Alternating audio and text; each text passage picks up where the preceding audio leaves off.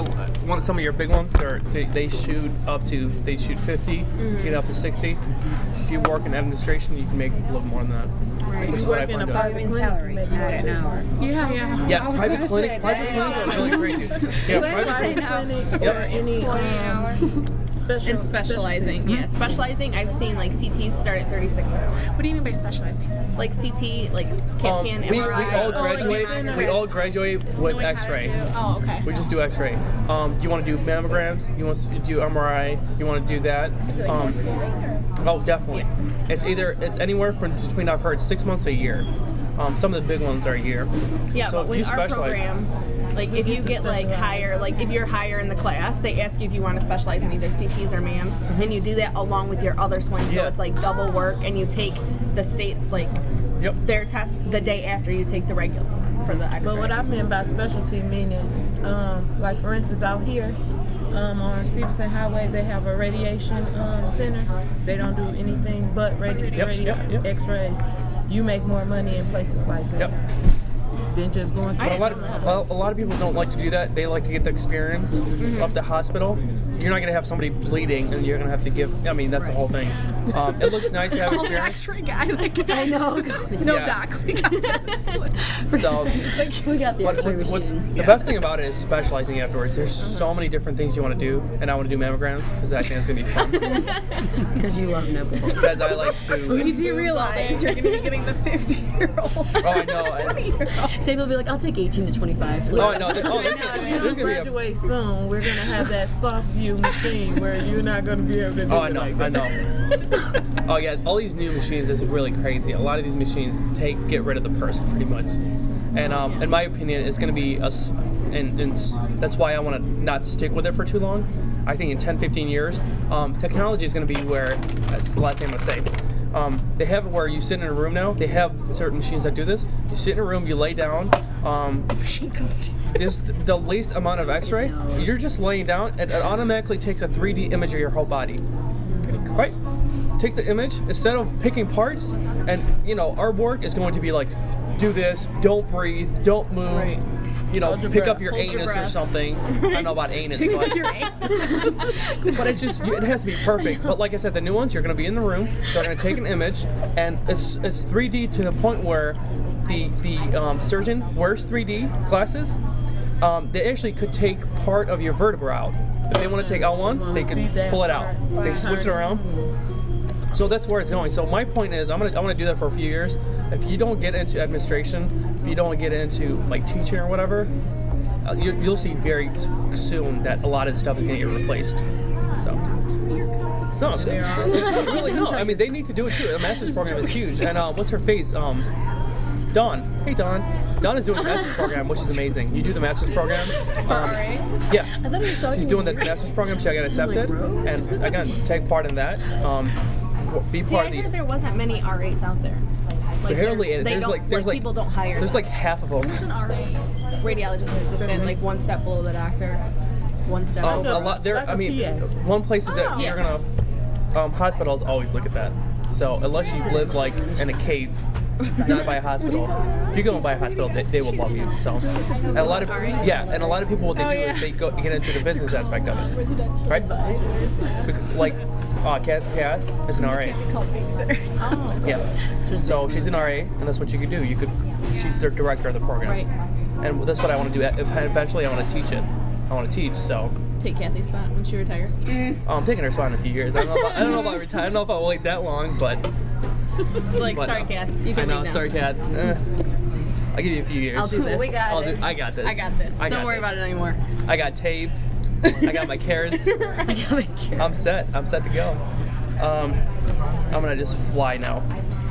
1526. We already talked about that. Cool. Cool. Precursors. Precursors. You see that word? Highlight it or make a happy face or something. Or hydrochloric acid, which means it does not have hydrochloric acid. It has hydrochloric acid because it secretes proton, and they secrete chloride Okay, in all reality, there's a proton pump into the lumen of the stomach, and chloride follows it via passive transport. Cool? So they just hook up together. But it pumps proton, and chloride comes in, and then you have hydrochloric acid. The pH of the stomach is typically 2, and this means that the if the pH is 2, it means are you eating or are you not eating? You're not eating. Interdigestive state. And food comes in. And what is food? Is it basic or alkaline? Alkaline. And the stomach is what? Acidic. Acidic. So what's going to happen?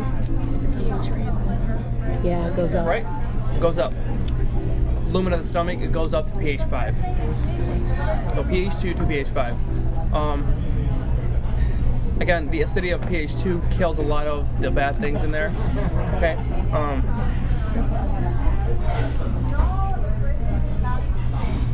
Hydrochloric acid is very important. Hydrochloric acid does not break down food. Why? It's gonna be used for conversion. Oh, good job, bros. Does not cleave bonds. When you cleave bonds, when I think of it, I don't know if that's how it really happens. When I want to cleave something, when I think of it, I'm like all up on it, putting my hands on it, trying to break it apart. If you don't have that interaction to actually put yourself on it, then are you gonna actually break it down? No. Cool. What it does though, it does not cleave bonds, but it denatures protein. Right? Did we say there's protein in here? Yes. It denatures protein because what it does, it disrupts the hydrogen bonds and causes unfolding of the protein. Right? Because what is protein hooked up to? A bunch of hydrogens. Are we good? So that's hydrochloric acid, right? Protein, blah, blah, blah. The most important thing I want you to know about hydrochloric acid, this chief that has the Pepsi cannot open it, right? Pepsi is an inactive form. This is inactive, right? When is it active? After I open it up and I drink it. Make sense? What helps the chief open this? It's going to be parietal cells, hydrochloric acid. Hydrochloric acid is going to convert pepsinogen into pepsin. That's huge, right? Pepsinogen into pepsin. Yes, ma'am. So without HCl, chief cells. I'm sorry? So without parietal cells, chief cells. Exactly. They can't be drinking their Pepsi. They can't just open have it. They just have the bottle. That's right. You can't open it. What's very cool is pepsinogen is inactive, right? The presence of hydrochloric acid, it undergoes a conformational change in such that it cleaves itself in the active form. That's so cool. I mean, if you don't think that's cool, then it cleaves itself in the active form. Pretty sweet. Okay. Look at slide 1527. We already said 1, 2. Look at the third line. Also secretes gastric intrinsic factors, GIF. What are intrinsic factors? Again, somebody make me happy. Things that have When did we talk about intrinsic factors? We talked about them with I know. the somatostatins and all that. it's in the tummy with like vitamin something. Like there's 3 things. She's thinking about IGFs, insulin growth factors. Oh, that's what I'm thinking. That's Yeah, I know. Yeah, I know. That's what you're thinking about. You know what we need to think? This is going to be a question on the exam, by the way. Parietal cells. Everybody knows the basic of parietal cells. Did you also know they secrete intrinsic factors? And intrinsic factors, we talked about them. Remember when we talked about red blood cell formation, erythropoiesis? And what did we say we needed? We needed a sufficient, we said vitamin B12 is a precursor.